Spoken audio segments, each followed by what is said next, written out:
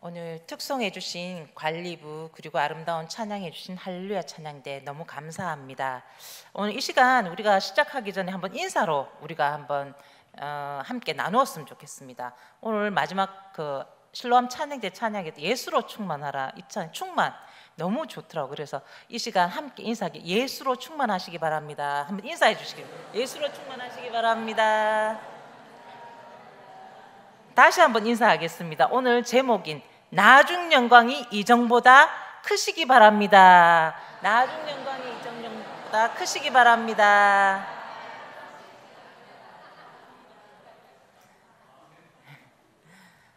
오늘은 6월 첫째 주입니다. 이 말은 이제 2023년 이제 상반기도 얼마 남지 않았다는 것이고, 그래서 이 하반기를 더 잘 우리가 달려가기 위해서는 6월 한 달 동안 잘 준비되어야 합니다. 여기 계신 우리 성도님들과 또 헌신을 다짐하는 관리 부원들은 과거에 집착하고 과거의 일만을 말하는 사람이 아니라 미래를 위해 준비하고 새 길을 창조하며 걸어가는 하나님의 사람들이 다 될 수 있길 바랍니다. 제가 예화를 하나로 들고 시작하겠습니다. 1741년 겨울밤 런던 거리의 한 모퉁이에서 마비된 우측팔과 다리를 끌며 절망과 좌절에 빠져 힘없이 걸어가는 노인이 있었습니다. 그 노인은 이따금씩 심한 기침을 함으로 걸음을 멈추기도 했습니다. 그는 겉으로 보기에는 허름하고 초라한 그런 노인이었지만 지난 40년간 영국과 유럽 일대에서 하늘을 찌를 듯한 명성을 누린 대작곡가였습니다.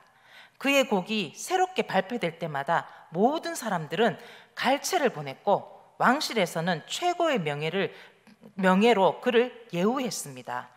그의 이름은 핸델입니다. 이런 핸델이 불편한 몸으로 런던의 한 거리를 산책하고 있었던 겁니다. 이제 핸델은 음악에 대한 영감이 떠올라도 오선지에 음표를 하나를 그릴 수가 없었습니다. 더 이상 작곡을 할 수도 없는 핸델은 지금껏 걸어왔던 찬란한 그의 인생을 중단해야 하는 절망의 자리에 있었습니다. 그러기에 눈에 보이는 모든 것에서 아름다움을 잃어버렸고 주변에서 안타까움으로 위로하는 소리도 듣지 못한 채 인생의 방황만 할 뿐이었습니다. 그런데 그가 지친 상태로 산책을 마치고 귀가했을 때 그의 책상 위에 작은 봉투가 하나 놓여 있었습니다. 그것은 당시 무명 시인이었던 찰스 제넨스가 보낸 시였습니다. 찰스는 핸델에게 영감을 받아 쓴 시라면서 서둘러 곡을 붙여달라고 했습니다.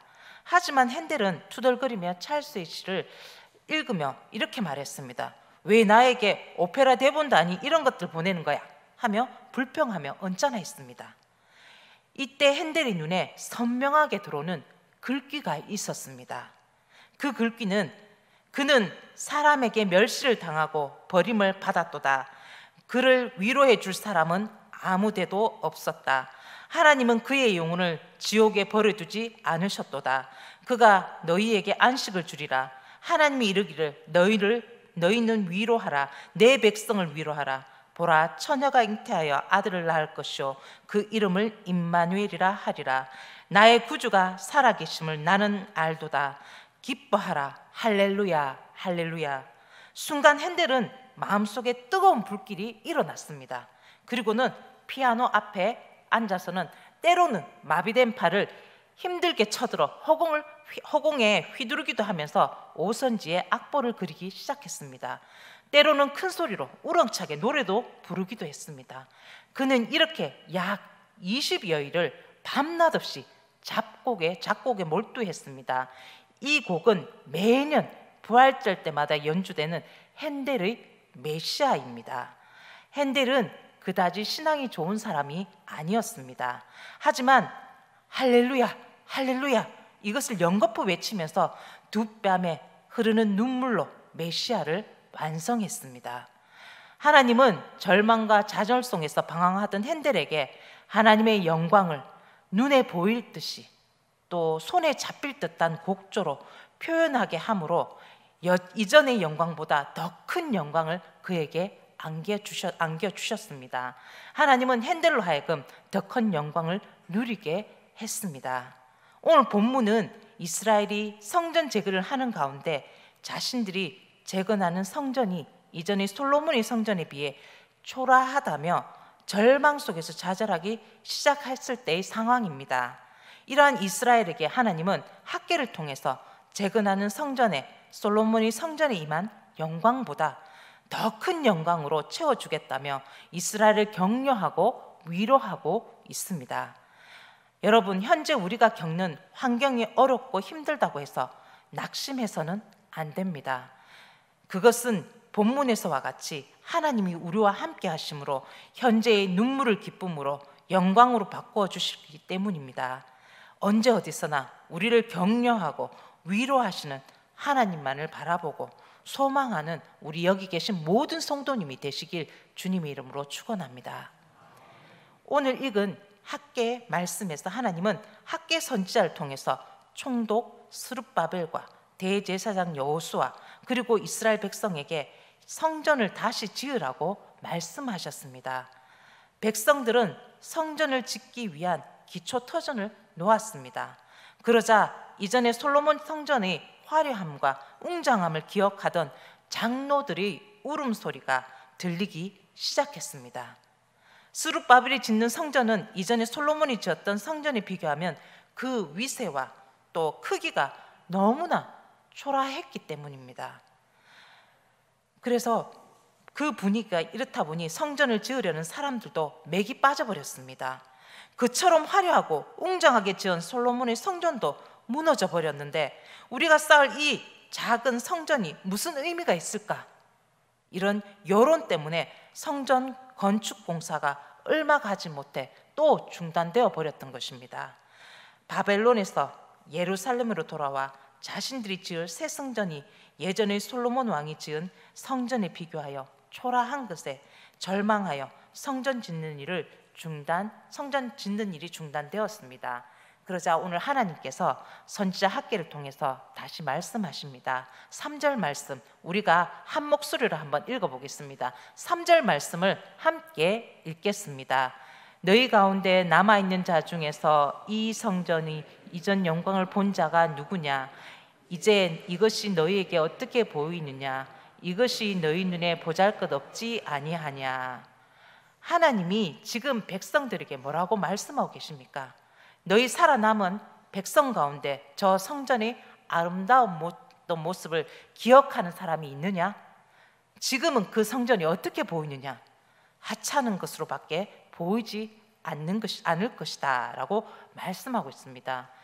그만큼 아름다웠던 그 성전도 세월과 그리고 그 허물어짐에 의해서 아름다움이 다 사라져버린 것입니다. 또 하나님께서는 스룹바벨과 백성들이 또 지으려고 하는 이 새 성전의 규모가 이전에 지은 솔로몬의 성전만큼 아니라는 것을 알고 계셨습니다. 그러나 하나님께서는 건물의 사이즈가 중요한 것이 아니었습니다. 우리 하나님께서 중요한 것은 그 안에 무엇을 담을 것인가, 또 주님 보실 때 그것이 더 중요했던 것입니다. 우리 하나님은 사람을 외모로 보지 않으시고 그 사람 내면에 담긴 중심을 더 중요하게 보시듯이 하나님은 성전 건물 자체보다는 그 안에서 하나님을 섬기는 사람들이 마음과 자세 그리고 태도를 더 중요하게 여기시는 분이 바로 하나님이십니다. 오늘 본문 4절에서 하나님은 학개를 통해서 낙심한 이스라엘 백성에게 지금 너희가 건축하는 성전이 너희가 보기에는 보잘것없는 것으로 느껴지겠지만 열심히 건축해라. 스스로 굳게 하여 일하여라. 내가 너희와 함께 할 것이다. 그렇게 하나님은 이스라엘 백성들을 격려하고 위로의 말을 보내주셨습니다. 성경에서 같은 말이 두 번 반복되는 것은 강조하는 말입니다. 본문에서 강조하는 말이 무엇입니까? 오늘 본문에서 강조하는 것은 스스로 굳게 할지어다 입니다. 그리고 스스로 굳게 하여 일할지어다 이렇게 말합니다. 우리가 하나님을 위한 충성 속에 열심으로 헌신하며 신앙생활을 할 때 어떤 일을 경험합니까? 우리가 하나님 일을 하려고 이 교회에서 아니면 우리가 맡은 일을 감당할 때 우리는 무엇을 경험하고 무엇을 보게 됩니까? 물론 기쁘고 즐겁고 모든 일이 술술 잘 풀리는 그런 기쁨과 행복을 경험하기도 하지만 그렇다고 해서 모든 때 그렇지는 않다는 겁니다. 때로는 성도들과의 관계 속에서 상처를 받기도 합니다. 또 생각지 못한 어려운 일이 자꾸 생기기도 한다는 것입니다. 그럴 때 우리는 그때까지 해왔던 그 헌신의 생활을 중단하거나 신앙의 열정을 중단하기도 한다는 것입니다. 그러고 보면 바벨론 포로에서 돌아와 성전을 재건하는 것을 중단한 이스라엘 백성이나 오늘의 우리나 다를 바가 없는 모습입니다. 그렇다면 절망과 좌절 속에서 마음의 상처, 영적 침체에 빠진 우리가 어찌 해야 하겠습니까? 오늘 본문에서 우리에게 스스로 굳게 할지어다 라고 말씀하고 있습니다. 우리의 환경이, 주변의 성도들이 아니면 주변의 누군가가 우리를 절망과 좌절을 몰아넣는다 해도 거기에 동조하지 말고 더욱 깨어서 우리 자신을 믿음으로 굳게 해야 합니다. 더욱 기도해야 합니다. 더욱 열심을 내어서 신앙생활을 하며 믿음을 굳게 함으로 우리가 잊지 말아야 할 것은 내가 너희와 함께 하노라 라는 하나님의 언약의 말씀을 우리는 잊지 말아야 합니다. 그러므로 절망 속에 있는 성도들을 격려하며 위로하시는 하나님을 의지함으로 나중 영광이 이전 영광보다 더 큰 우리 모든 성도님이 될 수 있길 주님 이름으로 축원합니다. 본문 5절을 보시면 함께 우리 본문 5절을 우리가 함께 읽어보겠습니다. 본문 5절 읽어보겠습니다. 너희가 애굽에서 나올 때 내가 너희와 언약한 말과 나의 영이 계속하여 너희 가운데 머물러 있나니 너희는 두려워하지 말지어다. 아멘. 오늘 성도님들은 이 말씀을 보고 무엇을 느끼십니까? 성도가 두려워하지 않아야 될 것이 무엇입니까? 그것은 성령, 우리 하나님이 우리와 함께하기 때문이라고 말씀하고 있습니다. 앞의 4절에서 스스로 굳게 할지어다에 이어 5절에서 너희는 두려워하지 말지어다라고 오늘 말하고 있습니다. 이스라엘이 성전 재건을 함에 있어서 사마리아 사람들과 주변의 이방 사람들로부터 심한 방해를 받았던 적이 있었습니다. 이들의 모함으로 인해서 오랫동안 성전 재건이 중단된 적도 있었습니다. 16년간 성전이 중단되었던 적이 있었습니다. 이제 그것을 다시 시작하려니까 재건하는 성전 자체가 너무 초라하게 느껴졌던 것입니다. 이러한 모든 상황이 이스라엘에게는 두려움이었고 또 절망과 좌절이었던 것입니다. 그래서 하나님은 이들에게 굳게 하라에 이어서 두려워하지 말라고 좀 더 구체적으로 말씀해 주고 있습니다. 그리고 하나님은 이스라엘 백성에게 너희는 두려워하지 말지어다 라고 하신 이유가 오늘 앞에 4절 말씀에서 내가 너희와 함께 하노라 라고 하신 말씀을 5절에서 더 구체적으로 내가 너희와 언약한 말과 나의 영이 계속해서 너희 가운데 머물러 있나니 에서 하나님이 어떻게 우리와 함께 하시는지를 더 구체적으로 잘 나타내 보여주고 있는 말씀입니다. 그 말은 하나님의 말씀이 우리 안에 있고 하나님의 말씀이 우리 생각 속에 있고 하나님의 말씀이 우리 의지 속에 있고 잠재의식 속에 있고 우리 꿈 속에까지 있어야 합니다. 온 집안을, 온 주변을, 모든 것을 하나님 말씀으로 채운다 할지라도 정작 우리의 마음, 우리의 의지, 우리의 생각 속에 그 하나님 말씀이 없다면 모든 것은 장식에 불과하고 회칠한 무덤과 같을 뿐입니다. 오늘 여기 계신 모든 성도님들은 이 하나님의 말씀을 우리의 가슴에 새길 수 있기를 바랍니다. 그렇다면 여기 계신 우리 성도님들이 붙잡고 기도하는 그 하나님 말씀이 있으십니까? 기도할 때 떠오르는 하나님 말씀이 있으십니까? 평소에 되뇌이는 하나님 말씀이 있으십니까? 우리 성도님 가슴 속에 하나님 말씀을 깊이 새기시기 바랍니다. 그리고 우리 하나님이 영이신 성령님께서 우리 안에 계심으로 하나님이 우리와 함께 계심을 느끼시기 바랍니다. 사람은 힘겹고 어렵고 기분 나쁘면 우리 곁을 떠나지만 우리 성령님은 우리가 연약하고 낙심되고 시리에 빠져 있을 때에도 언제나 떠나지 않으신다는 것입니다. 우리와 영원히 함께하여 능력 주시고 힘 주시고 지혜 주셔서 하나님 일을 하게 하시고 마치게 하실 것이라는 겁니다. 그러니 우리는 두려워하지 말아야 할 것입니다. 우리에게 주어진 아주 작고 사소한 일이나 주어진 사명을 감당해 나갈 때 우리를 사용하시는 우리는 하나님을 보아야 합니다. 우리가 하나님 일을 하면서 염려하고 두려워할 시간이 있으면 그 시간에 우리와 함께 하시는 하나님께 부르짖으시기 바랍니다.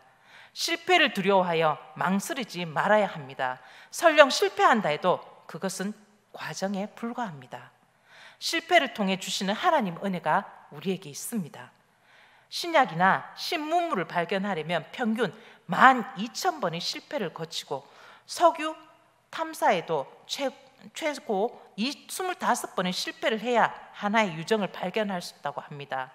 미리 실패를 두려워 망설인다면 아무것도 할 수 없습니다. 우리에게는 하나님의 약속이 있고 우리와 함께 하시는 성령님이 계심을 우리는 잊지 말아야 할 것입니다. 이제 하나님께서는 함께 하신다는 약속의 말씀과 함께 또 이스라엘 백성들에게 또 다른 약속의 말씀을 주시고 계십니다. 성전을 재건하는 것에 대해 보잘것없다고 하는 사람들에 대하여 성전의 본질이 무엇인지를 알려주고자 하십니다. 하나님 왜 스룹발벨을 통해서 성전을 지으려고 하시는지를 알려주고자 하신다는 겁니다. 솔로몬 성전보다 초라하다고 낙심하고 있는 그들을 향하여 하나님께서는 하나님의 영광을 이 성전에 충만하게 해주시겠다는 겁니다. 법궤가 문제가 아니라 건물의 초라함이 문제가 아니라는 것입니다. 솔로몬의 성전의 영광보다 더 큰 영광을 보게 될 것이라고 말씀합니다. 그리고 그들이 지은 성전에서 평강을 주시겠다고 하나님께서는 약속해 주셨습니다. 6절에서 하나님께서는 조금 있으면 내가 하늘과 땅과 바다와 육지를 진동시킬 것이요 또한 모든 나라를 진동시킬 것이라고 말씀하셨습니다. 이것은 세계적인 심판의 날을 임할 것을 보여줍니다. 하나님은 이스라엘만의 하나님이 아니십니다. 우리 하나님은 온 세상, 온 열방의 하나님이시며 모든 세상, 모든 열방으로부터 영광을 받으시기에 너무나 합당한 하나님이십니다. 그분은 세계가 다 내게 속하였다고 말씀하시면서 이사야서 40장 15절에서 그에게는 열방이 통의 한 방울 물과 같고 저울이 적은 티끌 같으며 섬들은 떠오르는 먼지 같을 거라고 말씀하고 있습니다. 하나님의 관심은 예루살렘에서 머물러 있는 것, 예루살렘이 이루어지고 있는 작은 성전의 건축에 국한되지 않습니다. 하나님에게는 이 작은 일을 통해서는 온 세계를 바라보시며 이 작은 일을 통해서 온 세상을 심판하실 것입니다. 이어서 7절에서 모든 나라의 보배가 이르리니 내가 이 성전의 영광이 충만하게 하리라고 말씀하십니다. 이 말씀은 학계 시대의 성전을 짓는 이스라엘 백성들이 이 초라한 외형으로 인해 실망하고 낙심하고 있는 것을 지금 이 성전에 지극히 영광스럽게 하여 주실 것이라고 약속하면서 그들을 격려해 주고 있는 말씀입니다. 그리고 모든 나라의 보배에 대해서 이 말에, 이 단어에, 이 언어에 대해서 우리가 한번 생각해 볼 것은 몇 가지 기능적 해석이 있지만 이것은 예수 그리스도를 가리키는 것으로 보는 것이 합당한 해석입니다. 바로 모든 나라의 보배가 되신 그 예수 그리스도, 결국 모든 나라를 진동하게 하시는 분은 모든 나라의 보배 되신 예수 그리스도라는 겁니다. 그리스도께서 오실 때 하나님의 영광이 이 전을 충만하게 채우실 거라고 말씀하고 있습니다. 그들이 짓는 성전은 솔로몬이 지은 성전에 비해 너무나 보잘것없어서 거의 없는 것과 다름없습니다. 모든 나라의 보배로 오신 그리스도께서 오실 때 충만한 하나님의 영광을 비추실 것입니다. 그러므로 성전의 존귀함은 금과 음과 같은 고귀한 장식물이 아니고 큰 그 건물의 크기가 아니라는 것입니다. 예수 그리스도만이 성전을 성전되게 하시고 이것을 짓고 있는 이 작은 성전을 영광스러운 하나님의 집이 되게 하신다는 겁니다. 이것이 은도 내 것이요 금도 내 것이라는 말씀의 의미입니다. 금이나 은 같은 것으로 하나님의 집을 영화롭게 할 수 없습니다. 그리스도께서, 그리고 오직 그리스도만이 우리의 성전을 영화롭게 하심을 믿으시기 바랍니다. 마지막으로 오늘 본문 9절을 보면 우리 말씀을 함께 읽어보겠습니다. 9절 말씀 함께 읽겠습니다. 이전의 나중 영광이 이전 영광보다 크리라. 만군의 여호와의 말이니라. 내가 이곳에 평강을 주리라. 만군의 여호와의 말이니라. 아멘. 하나님이 함께 하심으로 성도가 받을 복이 아주 큽니다. 우리가 무엇을 하든 어제보다 오늘이 좋아야 하고 오늘보다 내일이 좋아야 합니다. 또 부모보다 자녀가 잘 돼야 합니다. 스승보다 제자가 잘 돼야 하고, 그리고 또 우리가 지은 이 성전 재건함에 있어서 재건된 성전이 초라할지라도 그것이 하나님이 함께 하심으로 그것은 이전 영광보다 나중 영광이 더 크시라는 것을 말씀해 주고 있는 것입니다. 성전 재건을 함에 있어서 재건한 성전의 초라함으로 인해 절망과 좌절에 빠진 이스라엘에게 하나님께서 준비하신 축복이 무엇입니까? 그것은 이 성전의 나중 영광이 이전 영광보다 크리라고 하십니다. 그리고 하나님께서 만군의 여호와라고 그 사인을 붙여주셨습니다. 하나님께서 이전 영광을 크게 해주실 것을 이 낙심한 이스라엘 백성들에게 말씀해 주시고 계십니다. 사랑하는 성도 여러분, 우리의 삶의 사소한 일에도 우리에게 주어진 사명 앞에 낙심과 좌절보다는 우리 하나님이 함께 하심을 믿고 그 약속의 말씀을 의지하여 모든 일을 이루어 갈 수 있길 바랍니다. 그리고 약속의 말씀, 또 하나님의 말씀 앞에 엎드리는 일, 하나님 앞에 나아가는 수고를 멈추지 마시기 바랍니다. 때로는 결과가 기대하는 만큼 일어나지 않을 것 같아서 낙심될 때가 오지만 나를 존귀하게 하시는 그 보배로우신 예수 그리스도를 바라보시기 바랍니다. 하나님이 하시니까, 하나님이 기뻐하시니까 해야 하는 일들이 여기 계신 모든 성도님들에게 삶에 많아지시길 바랍니다. 하나님의 눈과 마음으로 우리의 삶 속에 일어나는 모든 일을 바라보아서 하나님께서 학개 선지자를 통해서 말씀하고 약속하신 나중 영광이 이전 영광보다 크리라 하신 하나님의 언약의 말씀을, 그 축복을 우리 받는 모든 성도님이 될 수 있길 바랍니다. 오늘 우리 이 동촌 제일교회가 바로 이곳이 이전 영광보다 나중 영광이 더 큰 그런 동촌 제일교회가 될 수 있길 우리가 기도하면서 말씀을 붙잡고 이 언약의 말씀을 붙잡고 우리 마음에 새기며 우리 나아가는 우리 동촌 제일교회 성도님 되시고 우리 관리부 부원들이 될 수 있길 주님의 이름으로 축원합니다. 이 시간 함께 기도드리겠습니다.